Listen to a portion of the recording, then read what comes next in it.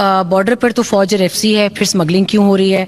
Border पर जब fence लग चुकी है तो इन्फिल्ट्रेशन क्यों हो रही है? बॉर्डर पर तो फौज और एफसी है, फिर स्मगलिंग क्यों हो रही है? बिस्मिल्लाहिर्रहमानिर्रहीम।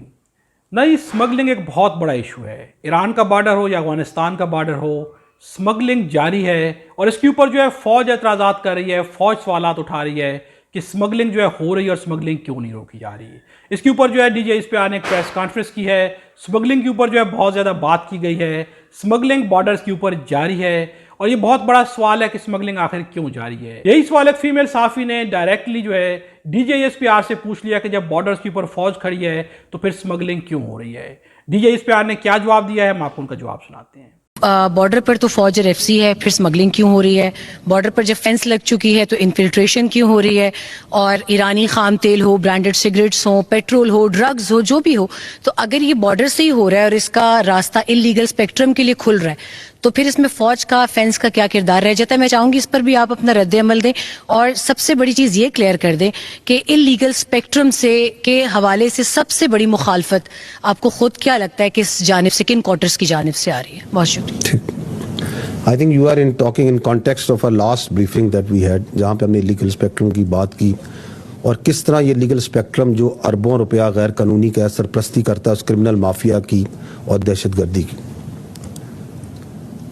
और इस पे ये जो कन्फ्यूजन है कि अगर बॉर्डर पे फेंस है लगा हुआ है और फौज लगी हुई है तो फिर ये कैसे लीगल स्पेक्ट्रम ऑपरेट कर रहा है? तो दैट मीन्स कि समहाउ शायद फौज जो सी है देती है या इसकी सरपरस्ती करती है।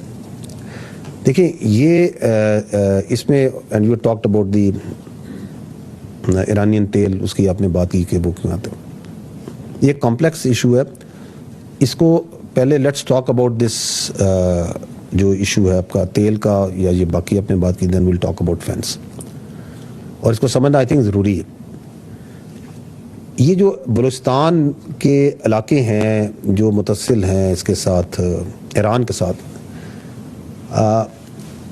दे आर नॉट लाइक, उनको अगर आप देखें तो इंफ्रास्ट्रक्चर और सहूलियात की तरह वो इस तरह नहीं जिस तरह हम यहाँ शहर में पिंडी में या इस्लामाबाद या लाहौर में। वहाँ पे आपने तेल की बात की तो वहाँ तेल ऐसे नहीं कि आप गाड़ी चलाएंगे और पेट्रोल स्टेशन पे चले जाएंगे और तेल डालेंगे। आपने ग्रॉसरीज लेनी है तो आप किसी मार्केट में जाएंगे और ग्रॉसरीज वहाँ से सुपर मार्केट से कार्ट भरेंगे और लेके आ जाएंगे। वहाँ पे जो बुनियादी सहूलियात हैं उनकी कमी है, चाहे वो तेल हो, चाहे वो साफ़ पानी हो, तालीम हो, सेहत हो, रोज़गार के मौके हो। तो जब एक, और ये बड़े वसी इलाके, एंड इट इज़ नॉट कि ये आज है, ये दहाइयों से है, एक अरसे से। सो दे हैव, उनकी जो एक इकोनॉमिक सिस्टम है उसमें उनकी एक डिपेंडेंस है ऑन क्रॉस बॉर्डर ट्रेड। क्योंकि अगर वहाँ पे उन वसी इलाकों में अगर आप जो ज़रूरियात ज़िंदगी हैं ज़िंदा रहने के लिए वो नहीं देते और वो प्रोवाइड नहीं करते और आप फौज को कहें कि आप इधर आ जाएं और ये बॉर्डर सील कर दें और बिल्कुल बंद कर दें और कोई चीज़ नहीं आने दें, तो फिर तो ये माफिया मजीद खुश होगा, कहेगा अच्छा जी ये मुकामी लोग और फौज हमने आमने सामने खड़े कर दी। तो ज़रूरत इस अमर की है और उस पर काम भी हो रहा है कि बदतदरीज वहाँ पे जो ऑल्टरनेटिव जो रोज़गार है और ये सहूलियातें फराहम की जाए। तो आपने देखा होगा, मैंने अपनी ब्रीफिंग में ही बात की कि चमन में जब ये वन डॉक्यूमेंट रजीम का इनकाद हुआ तो हुकूमत ने और फ़ौज के ताउन के साथ हुकूमत ने और फ़ौज ने मिलकर वहाँ पे एक वो मार्केट, अल्टरनेटिव मार्केट, मैंने बॉर्डर मार्केट की बात की कि 94 एकड़ बन रही है, यहाँ शॉप्स क्रिएट की जा रही हैं और फैसिलिटीज़ प्रोवाइड की जा रही हैं। अभी आपने देखा है कि ज़रमलान में जितना वहाँ 1000 एकड़ जो सी ज़मीन है उसे ज़ेर काश्त लाया जा रहा है। ये जो आपके मुतसिल इलाके हैं उन बहुत उधर कैपेसिटी है इन बॉर्डर एरियाज़ में एग्रीकल्चर की, जो आप, और उनके ऊपर भी बहुत से प्रोजेक्ट्स उनसे बलूचिस्तान की गवर्नमेंट के साथ मिलकर कंसीव किए जा रहे हैं, उन पे काम भी शुरू हो गए।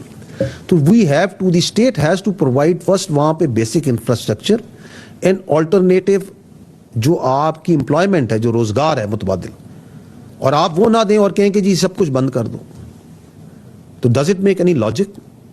और फिर जो ये भी आपको पता होना चाहिए कि जो वहाँ से चीज़ें आती हैं, मसलन ये तेल आता है, तो इसके जो परमिट है ये फौज तो नहीं जारी करती,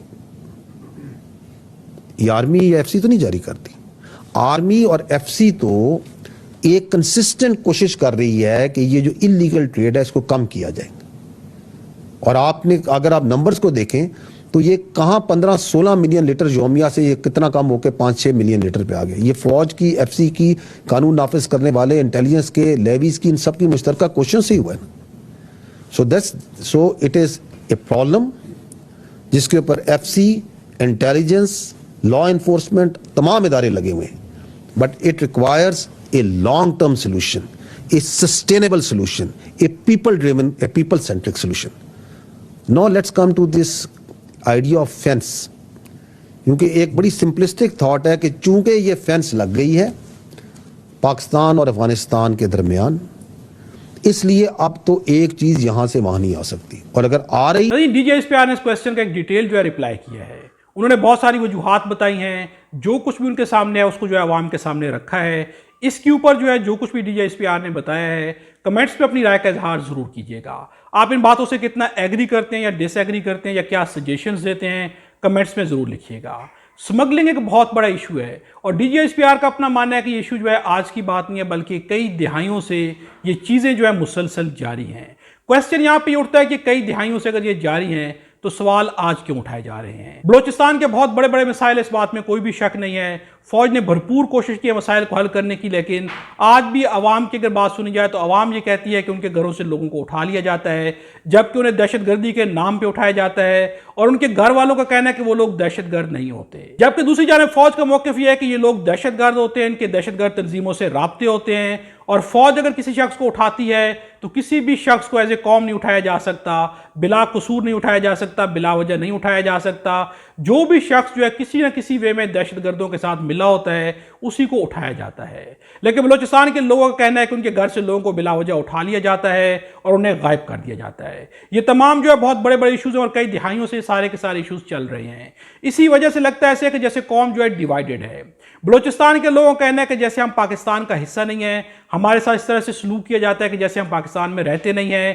اس بات میں وہ کس حد تک حق بجانب ہیں, کس حد تک جو ان کی بات درست ہے, یہ تو سیکیورٹی ایجنسی یا کنسرننگ جو لوگ ہیں جو حقائق کو جانتے ہیں دونوں طرف سے, وہ بہتر طور پہ بتا سکتے ہیں. لیکن جب بھی فوج ایکسپلینیشن دیتی ہے تو فوج جو اپنی طرف سے سیکیورٹیز پوائنٹ آف ویو سے ایکسپلینیشن دیتی ہے, اور جب عام بندہ وہاں بلوچستان کا کبھی بھی ایکسپلینیشن دے گا تو وہ ایک گھر ایک فیملی کے حساب سے ایکسپلینیشن دیتے ہیں, اور ان کا کہنا ہوتا ہے کہ ان کے گھر کے لوگ جو ہے دہشت گرد نہیں ہیں. اب حقیقت کیا ہے یہ آرمی بہتر جانتی ہے, سیکیورٹی ایجنسیز بہتر جانتی ہیں, چونکہ عام آدمی اس کے اوپر تب تک رائے نہیں دے سکتا جب تک کہ دونوں طرف کے حقائق سامنے نہ ہوں. لیکن سمگلنگ ایک واقعی بہت بڑا ایشو ہے, اسے ہر صورت میں روکنا چاہیے. اس کے لیے جو بھی میئرز ہیں انہیں لینا چاہیے, جو بھی سٹیپس لیے جا سکتے ہیں سیکیورٹی ایجنسیز کو اور خصوصاً آرمی کو سٹیپس لینے چاہیے اور سمگلنگ کو روکنی چاہیے. کوئی بھی ایسی چیز جو اس ریاست کو نقصان پہنچا رہی ہے کسی بھی لیول کے اوپر جو ہے اس چیز کو روکنا چاہیے. تب بھی جو یہ ریاست جو ہے آگے بڑھ سکتی ہے, ریاست مضبوط ہو سکتی ہے. اپنی رائے کا اظہار کمنٹس پہ ضرور کیجیے گا. خدا ہم سب کو اور ہمارے وطن پاکستان کو اپنی زبان میں رکھے.